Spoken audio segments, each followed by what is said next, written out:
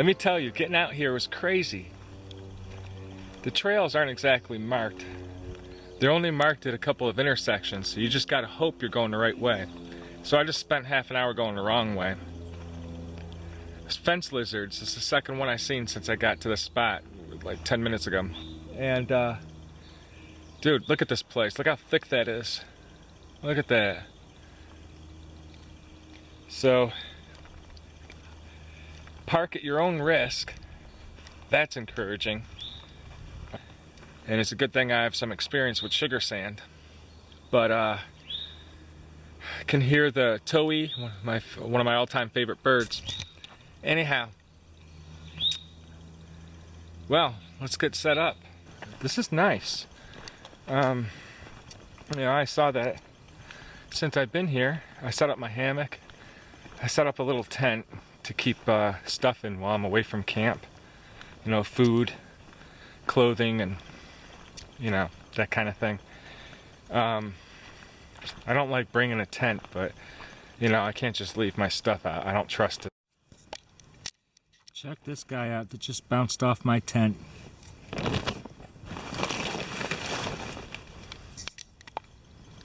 Look how big it is.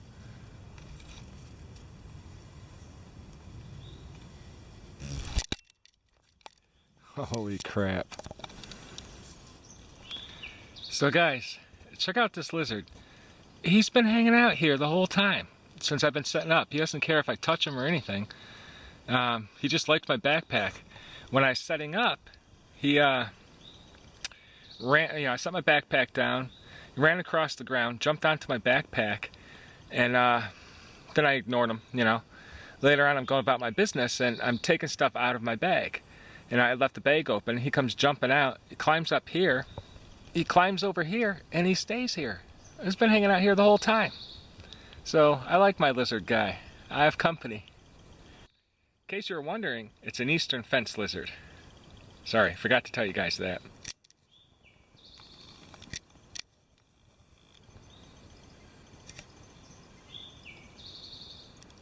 Awesome face on you.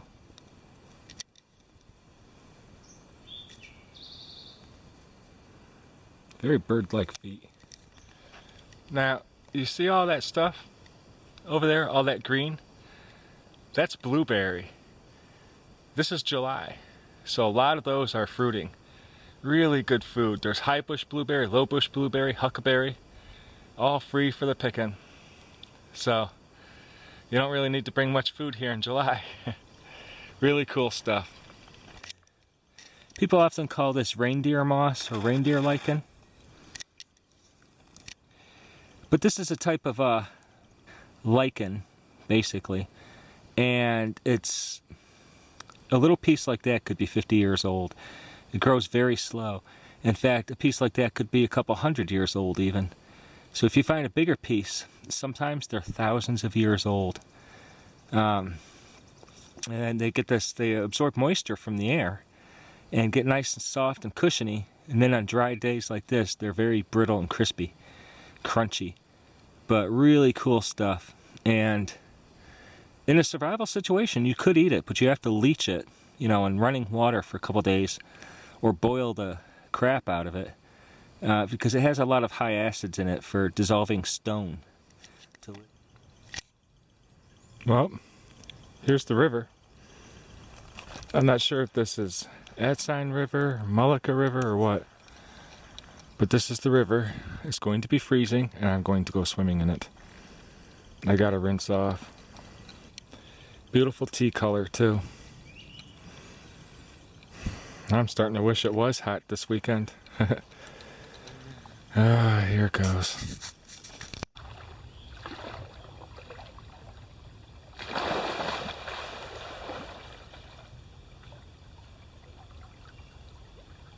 Oh, so nice.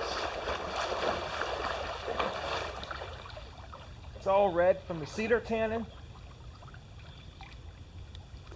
These waters are medicinal from the tannic acids. It's not that deep though. Not in that spot. Just gorgeous. So soft too.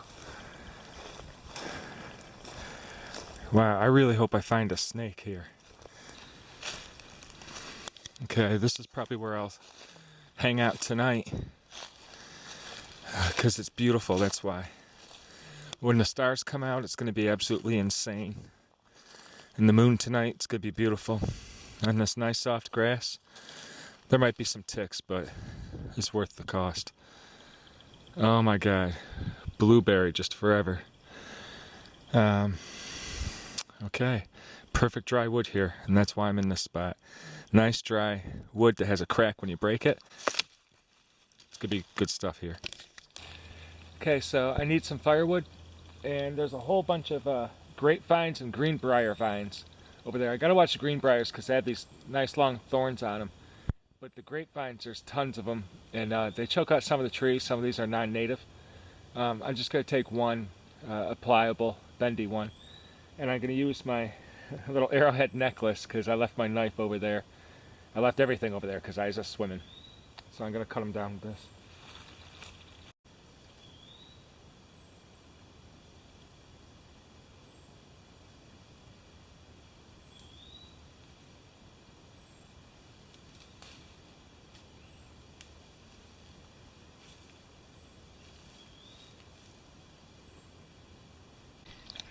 Okay, so I know I look silly right now, but this is my grapevine.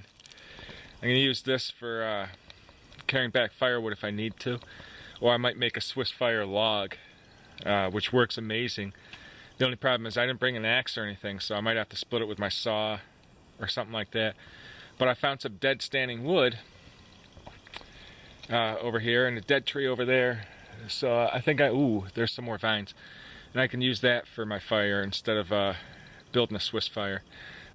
Okay, see how well that grapevine works?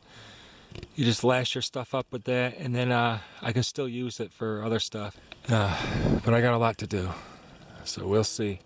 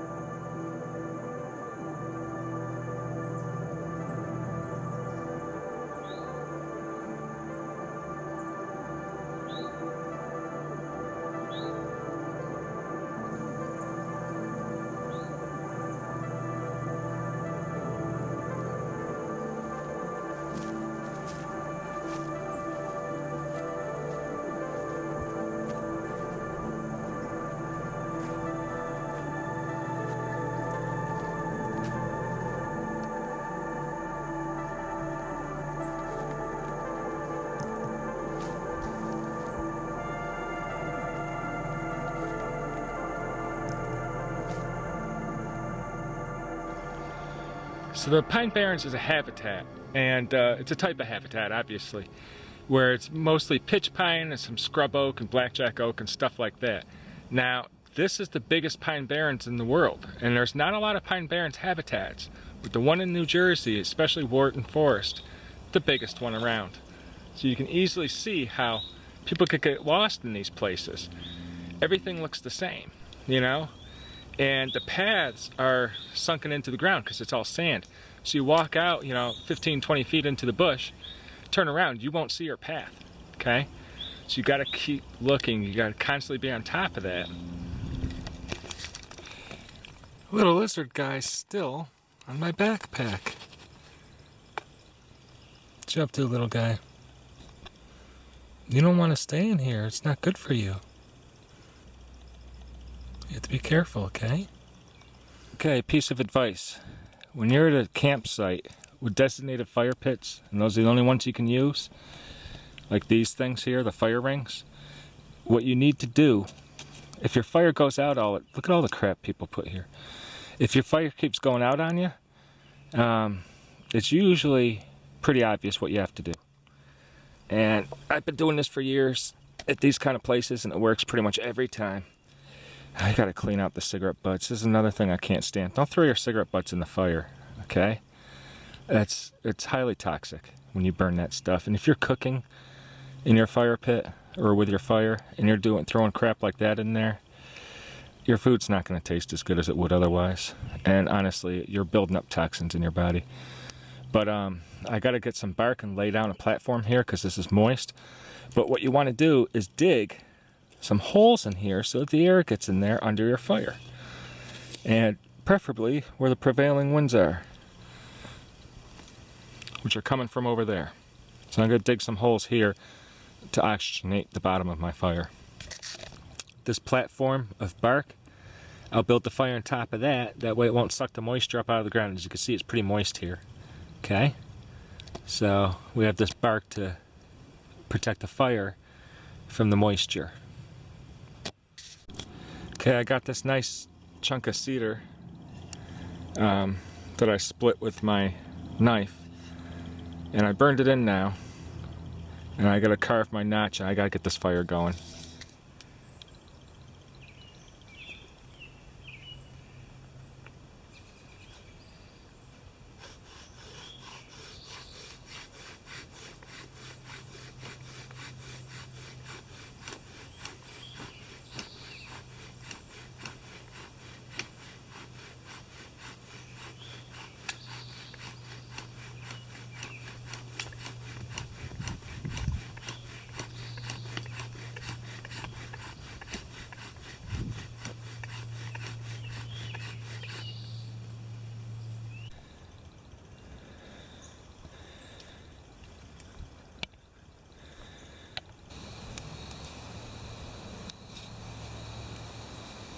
So now,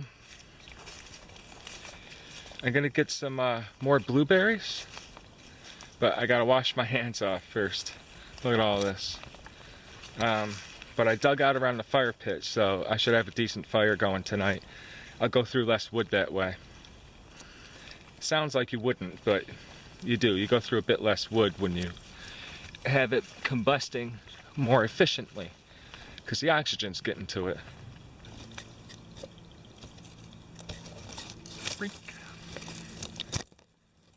So all the blueberries I'm talking about, they're all over the place here. All over the place. So all these white flowers and stuff, those are cranberries. This is a cranberry patch. Check it out. Those are all cranberry plants, okay? And those are some cranberries that are not ripe yet, because it's the wrong time of year. Come September they will be. Maybe even August. I want to see if that pickerel's back.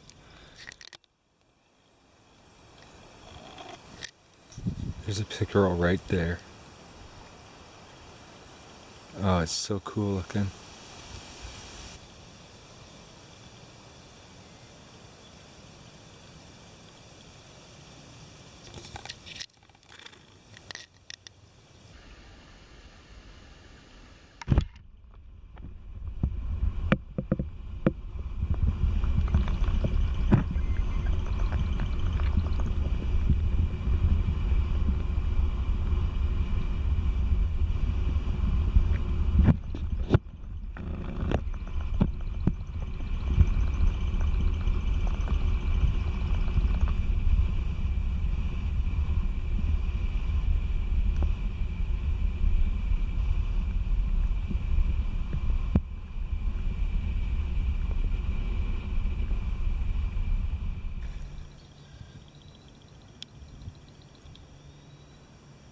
Can't wait to see what it's like here at night. It's gonna be so nice.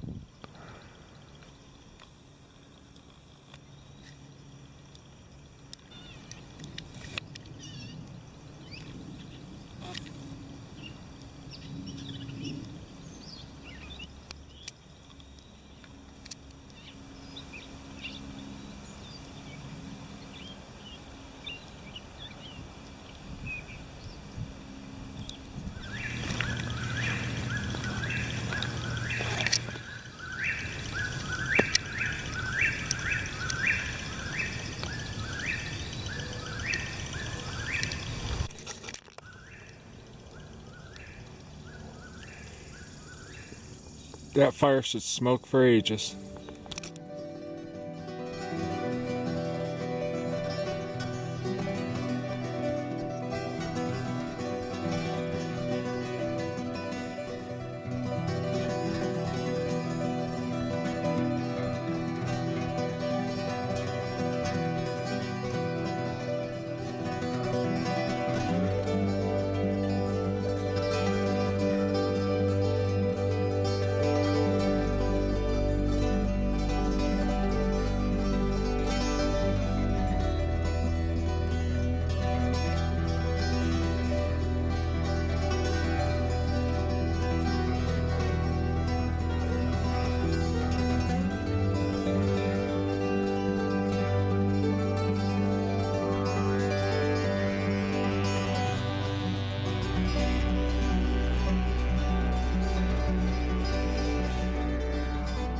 July is an awesome time to be in the pines, man. There's dewberry, huckberry, low bush blueberry, high bush blueberry, just abundant, man.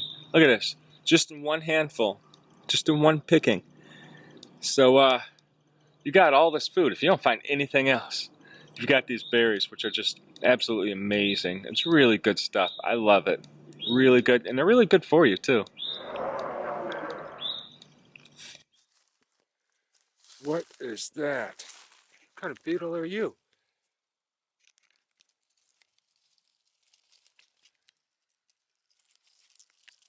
You guys are huge. Wow, this guy just flew over my shoulder. I followed him, and he found a female. And here's another one looking for her. Look how big they are. You gonna climb up the tree? Please? So the male has the thicker antenna. Oh, she's gonna burrow. He's gonna go after her. These guys are huge. Where's the other one? Over there. It's coming. So she must emit a lot of pheromones. Because this guy came flying over my head. I was way over there by my tent. Way over there. And I followed him all the way over here. He came straight over here. Come on. She's over. Look at that. They're all coming in. There's another one. And there's another one over there. So these guys are all zeroing in on her. And this is the lucky guy right on top with the thick antennas. I wonder if these guys will get in a fight. That's another male, because he's got the thick antenna.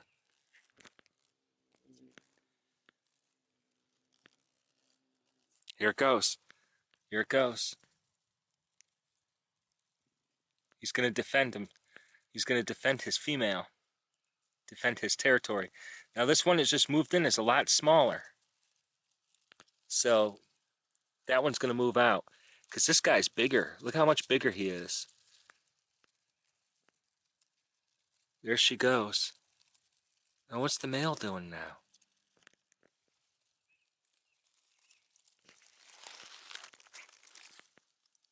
Oh, he's mating with her too.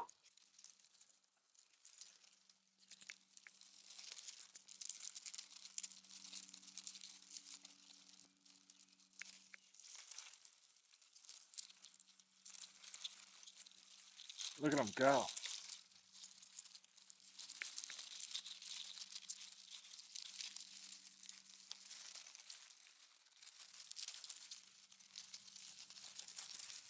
Talk about a fight. So this one's another male. See those feathered antennae? See how big the antennae are? But this one's not nearly as big as the other one. And still look how big it is. It's not nearly as big as the other one. There's another one. So I gotta try to see if I can hold this guy. Pretty serious stuff, huh? It's crazy. I wouldn't want to get caught by him or stand on him accidentally. That'd be rough. Now I had a much bigger one of these. Not much, but I had one that was noticeably larger. But he got away. So I'm gonna let this guy go and hopefully he's not gonna turn around and bite me.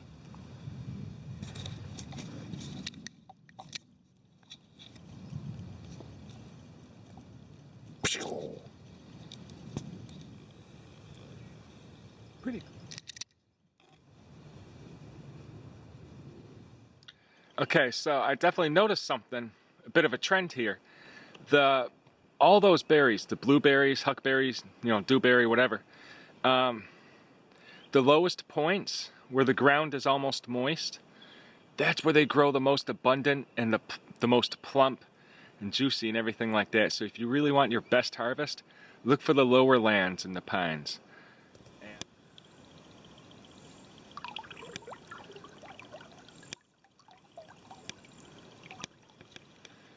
So I'm running low on water. I got some more back at the vehicle, but I don't really feel like going up there to get it. And there's this Cedar Creek behind me, or it's a river, but it looks more like a creek. So what I'm going to do is harvest some of that water. I'm going to filter it I'm going to use my old, that empty water bottle down there for my filter. And what I'm going to do is use this firebow spindle from yesterday. See how it's pretty short? I'm pretty much done with that. So I'm going to use this for my pestle, and I'm going to use my cooking tin thing for my mortar. I'm going to crush up some charcoal that I'm building in the fire, even though we're not supposed to have fires at this point. Not until after 4 p.m. So I'm going to crush up that charcoal. I'm going to fill the bottom of my thing, which will be the top of the bottle. I'm going to invert it. I'm going to turn it upside down. I'm going to fill that with a little bit of grass or pine needles or something to catch the charcoal. I could pour the charcoal on top, and then possibly some bigger chunks of charcoal, and then some sand and some grass or pine needles to filter. And I'll pour the water through that into my tin. And then after that, I'm going to have to boil it just to kill off any biologicals. So I'll probably film that process. I'm sorry I keep looking away, but there's a big wasp over here and trying to figure out what she's doing. It's kind of cool. So let's get that going. Plastic bottle, some charcoal, some sand, some grass, which there's a difference between filtering water and purifying water, by the way. I'll talk about that some other time. Look it up. Filtering it gets out sediment and stuff like that. Purifying it gets rid of biologicals and contaminants. Okay? There's a difference. Okay, see you in a while. Gonna get started now. Got my charcoal in here. And what I'm gonna do next, actually I'm gonna crush up my charcoal first, okay? I'm gonna leave a few pieces for the end.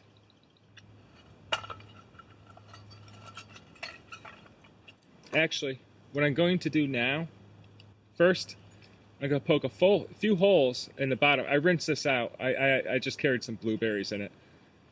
This was used for water, of course. So now I'm going to put some holes in this. Oops, made one too big. Yeah, since I'm using the cap for the bottom of my filter, I can always fix that hole by pushing the piece back the way it was. And then I'm going to cut out the bottom of my bottle, which will be the top. It'll be the top of my bottle. I'm going to do it ever so carefully so I don't cut myself, so I don't slip and slice my thumb. I'm barely applying any pressure. See? And actually, I'm going to leave this little piece here so I can use it as a cover. I don't know why, but, I'll do that anyways. So now I'm going to use my firebow spindle from before.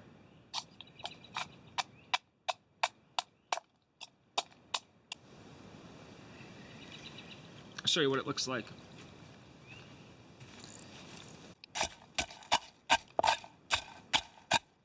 Okay, so now I need some sand. So I'm going to fill this container up with sand. A little bit of other stuff in there, but what can you do? Need more than that.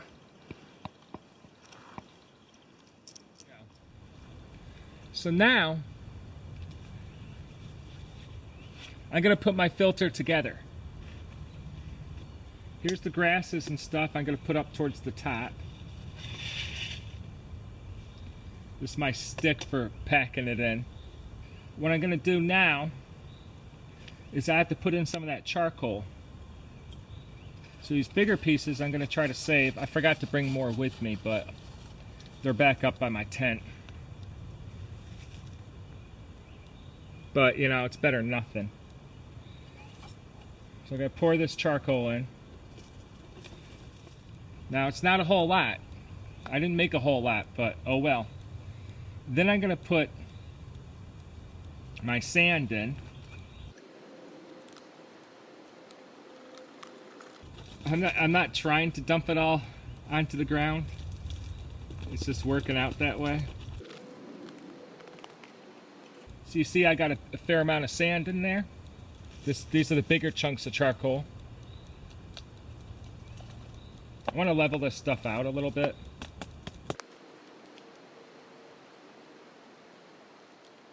Now I'll put my grasses in.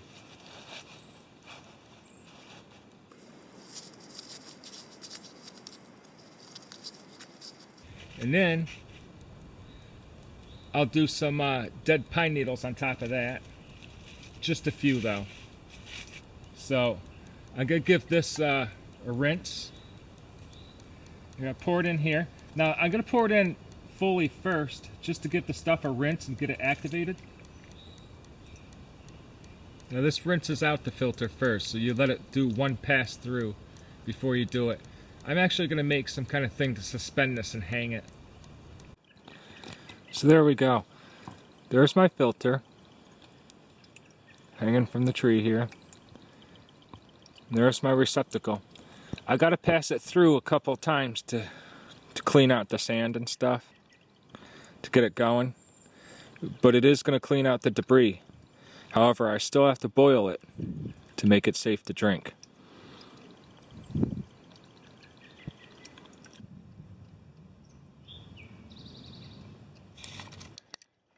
So, I think I figured out what was going on with my filter. The water was coming out a little bit cloudy. Granted, it was clean of debris and sediment, but it was a little bit cloudy. I think the sand I was using had a bit of a clay base to it, because it was from the side of a hill, sort of. So I think it had clay in it. So I went up and I gathered some pure white sand, and let's hope that that does the job. I'm gonna have to make some more charcoal now.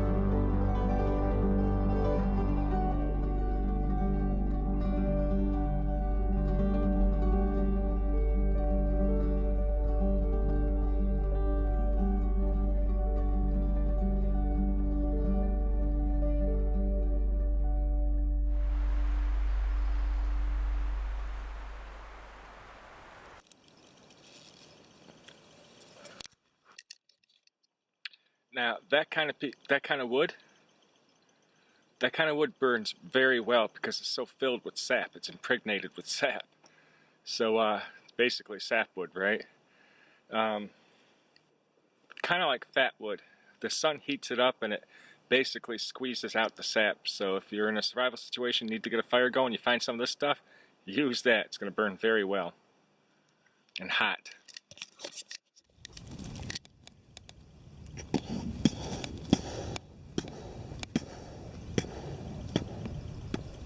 See that? That's a type of robber fly. See its abdomen undulating or pulsating? That's how they breathe, through their spiracles. They're contracting and expanding it. and that causes air to move in and out of the spiracles. These guys will actually attack other flies and insects in mid-flight. They'll just grab them right out of the air.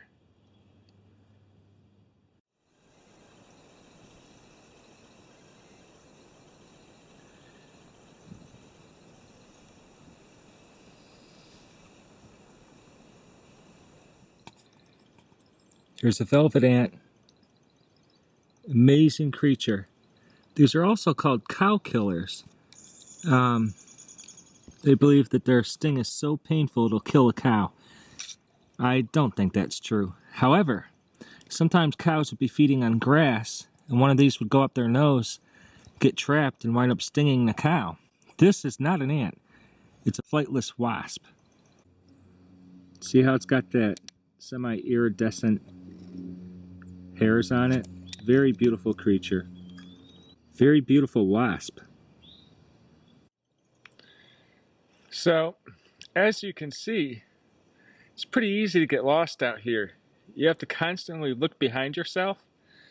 And what I do is anytime I make a turn, I draw an arrow, even a curved line in the ground, you know?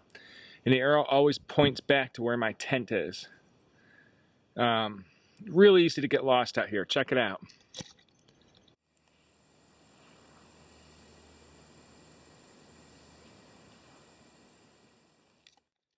So I gotta do a bit more exploring, and I have to keep looking back to make sure I know where my trail is.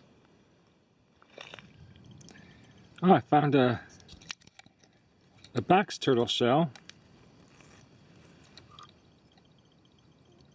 Spine's still in there, vertebra. The hinges are still intact. Little bush cricket. Awesome. There's one of the legs over there. And I think I just found the skull. I did. Awesome. So, the reason I love the pines so much is because look at them. But, you know, it's such a different world from where I live. And on top of that, the smell is amazing. It smells a little bit spicy and a bit like wintergreen, and of course like pine, like amber pine. It just smells amazing. So whenever I get back here, as soon as I smell that, I just feel so good. It's a delicious smell. You gotta check it out. Then again, when you hit the cedar swamps, you got that beautiful cedar smell too. It smells like English tea. Just a delicate English tea. So good. That's what causes the red water. So it's got medicinal properties too because of all the tannic acids. So if you have any sores or rashes, helps clear that up. If you're real lucky, you'll find some sphagnum moss in there that you can use too. Check that out.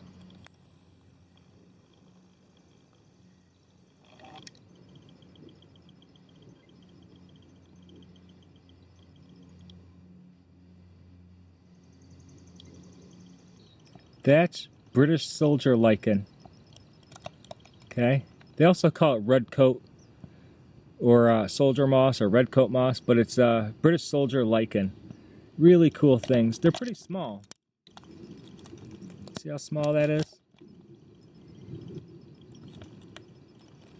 Really vibrant. Look at this little island of stuff. That's so cool.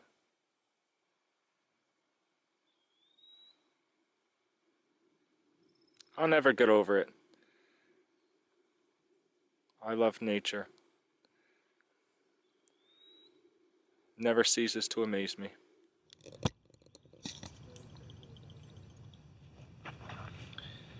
Hey guys, so I'm going to show how to make a simple pair of tongs while camping. And first thing I want to do is make some cordage. So I got some dried grasses and stuff. And what I'm doing is I'm rolling them together. All I'm doing is reverse wrap here, okay? So for me, the right hand side, right, I'm twisting it away from me. Then I take them both and I cross them over. Okay, so I hold it this way. The right side, you twist away. You press your fibers together, twist them away, and then cross them both towards you. Okay? Away, and then towards. So, away, towards. Away, twist them all together, and then twist it towards you. So, the top one, or the right side, if you're holding it this way, goes away from you, and then you cross them both towards you. Twist the right one away from you, then you cross them both towards you.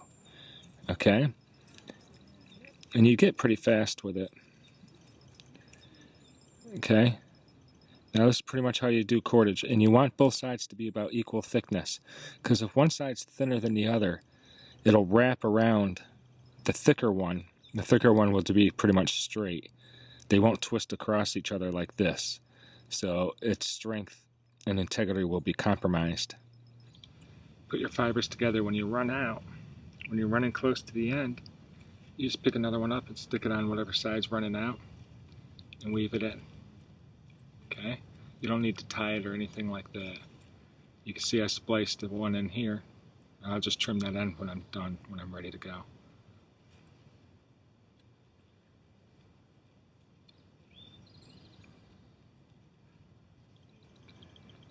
So now I have a piece of blueberry trunk or branch that I'm going to use.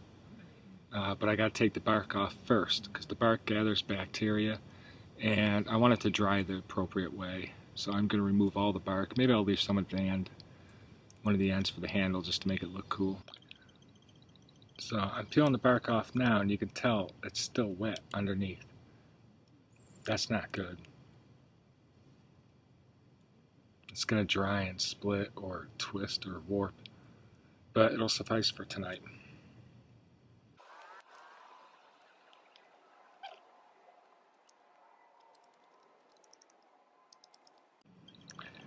So I don't know if you guys have ever smelled this blueberry wood, but it smells beautiful. And so does the wild grape that I harvested the other day. They both smell really good. So now I'm going to wrap it around here so it doesn't split. That'll keep the split from occurring. But this piece of wood's way too green, so this probably isn't going to work. But I'm going to wrap it anyways.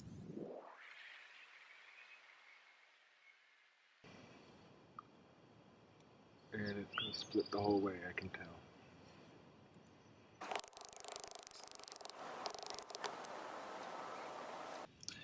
Now I'm going to wedge a stick in there to keep it open and then wrap it shut. Okay, so I've got a crude pair of tongs now, see? And they work pretty good. You know, this is for picking up coals and placing them more accurately and stuff like that, and I can use it for burning out a wooden bowl. So there's the cordage I put on it to check it, keep it from splitting all the way down.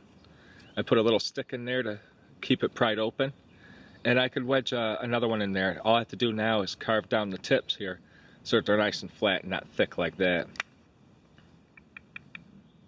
Still smells good.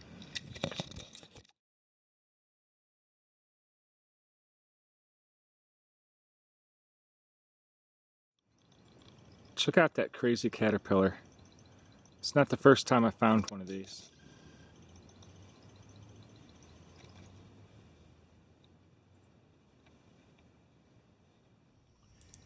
Check out this leech. That's a big old leech. It's like gotta stand by me. It's huge.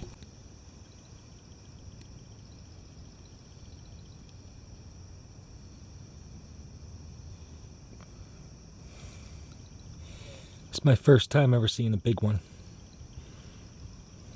Wow.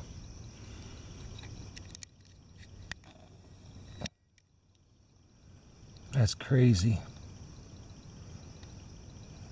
It's actually the first time I saw a big leech. Let me tell you, this one's big.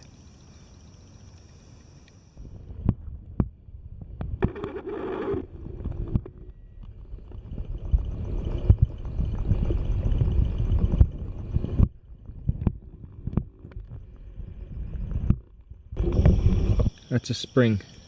That's why the water here is 55 degrees. There's another one right there.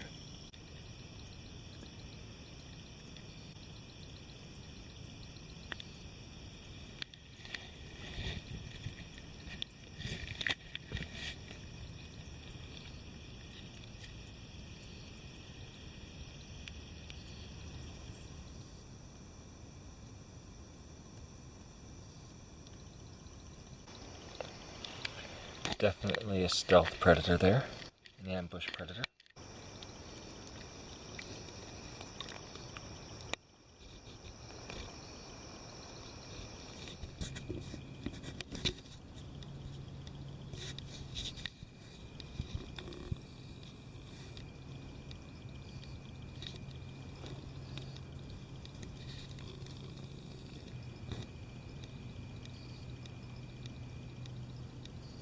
Come on, honey. Yeah, check out the sheen on these guys. Nice reflective hairs. Aren't those scales awesome? Too bad I'm so shaky.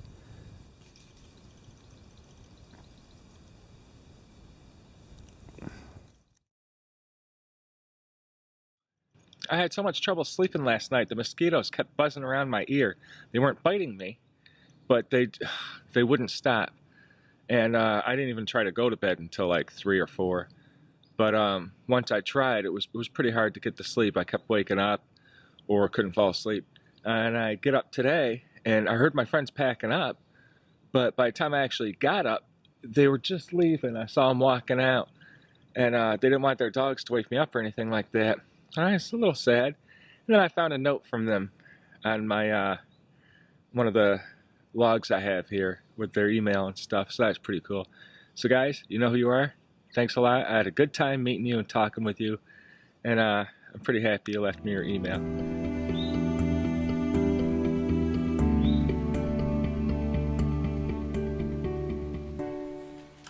As you probably know, this is a carnivorous plant. It's got these giant cups that collect rainwater and tiny little hairs that point downwards into the plant that are very slippery. So if a little ant lands in there or something, it can't really climb out. Those hairs hold it in.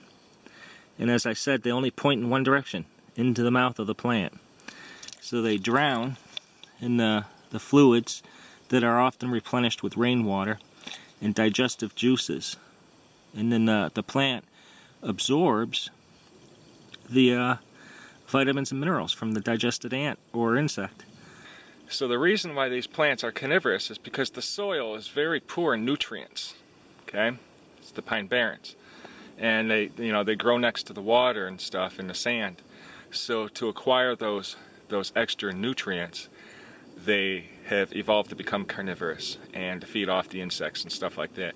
There's also sundews and a whole bunch of different sundew plants too, which I'll show you what they look like. One of my favorite, all-time favorite plants. This is the sundew, okay? Another carnivorous plant, which is really awesome because it has these little bits of like honeydew, sticky stuff, and the ends of these tiny little projections. And what happens is an insect walks along, bumps it, or lands on it, and then the plant slowly engulfs it. Okay, the insect can't get away because they're so sticky. Those are like little globs of glue. And then again, the plant starts to digest the insect because of the low nutrition in the soil. One of my favorite plants of all time. Let me show you some close-up footage of it, okay?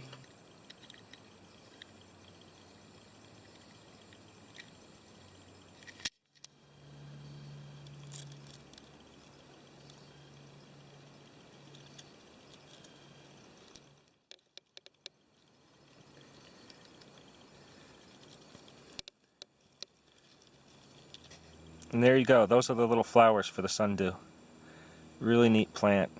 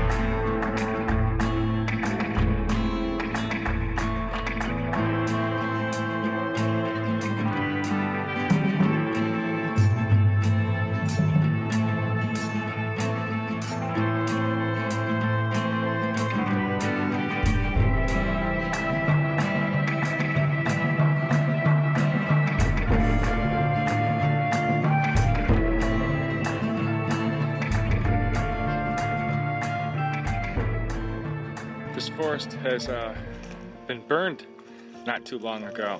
There was a fire through here. That's why I see all these black pitch pines and all this beautiful grass. But in a few years' time, it'll be replaced by pitch pine, of course, scrub oak, blackjack oak, some greenbrier, tons and tons of blueberry and dewberry and huckberry and all those. So the pine barrens need fires to keep them pine barrens. That is from a spider. A wolf spider, probably. Now check out how big around that is. It's a little bit wider than my finger. Okay?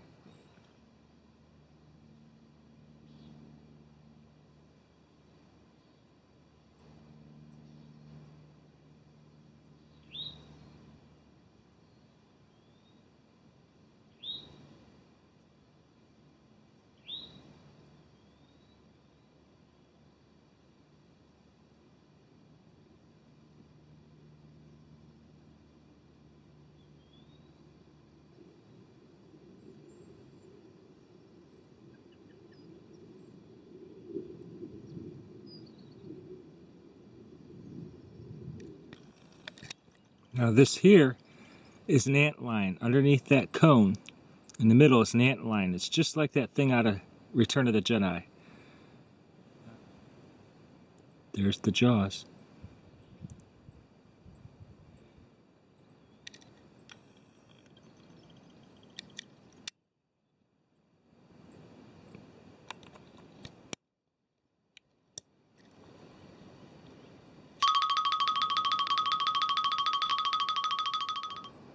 That's a creepy creature.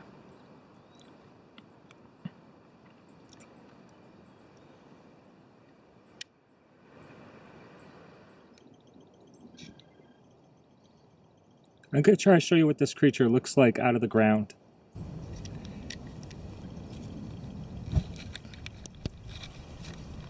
Now that's an antlion.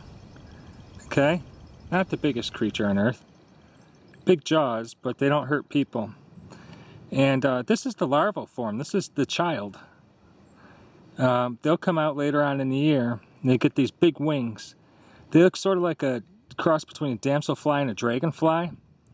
And they fly kind of clumsy. They still have kind of big jaws, but they don't use them. They're mostly for mating and stuff. So pretty cool, huh? Crazy looking creature. Now watch how he buries himself. He's trying to. He'll go backwards to bury himself. And I'll put him in some loose sand to see what happens.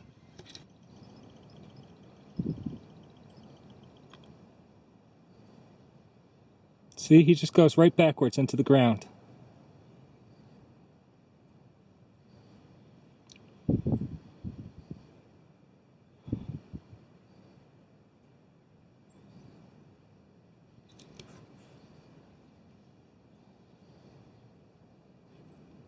Pretty neat, huh? It's a female. Look how big the antlion is. This is awesome.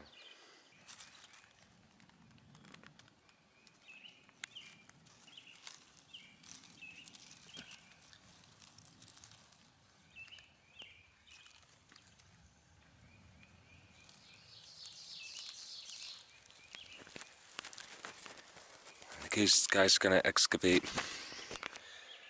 They'll excavate a hole.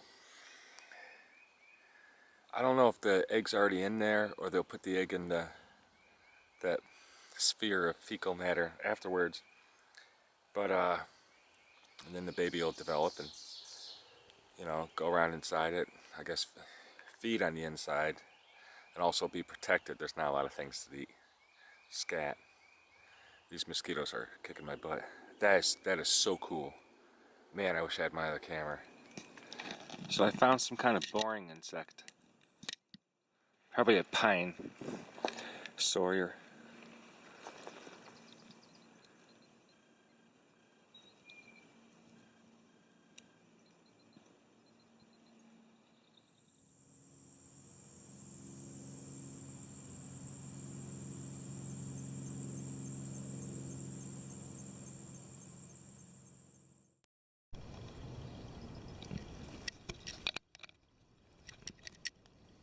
There's one of the deer flies. These guys are voracious, man. They're relentless. They just bite and it burns and itches. These guys don't leave me alone. But their eyes are awesome if you get a chance to see it.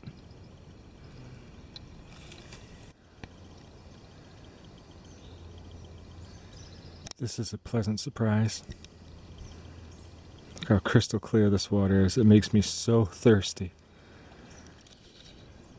And this is why I go camping out in the pines. For things like this.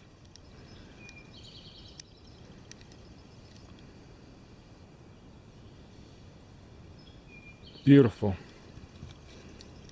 Look how clear that water is.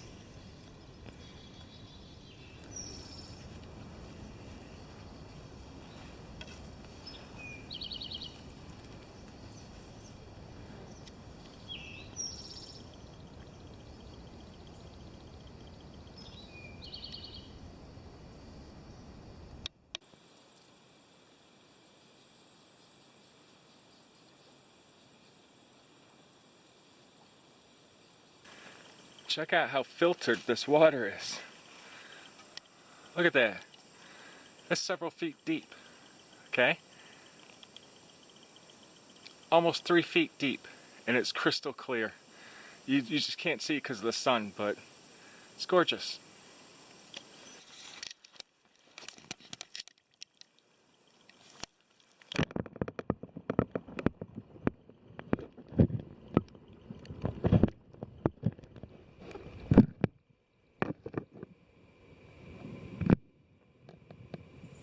Well,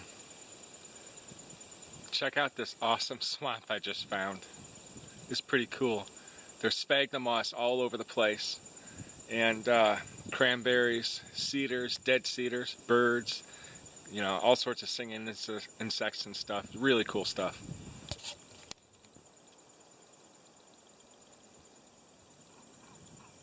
And some carpenter frogs. So, this marks the conclusion of my Lower Forge camp trip video for summer of 2015.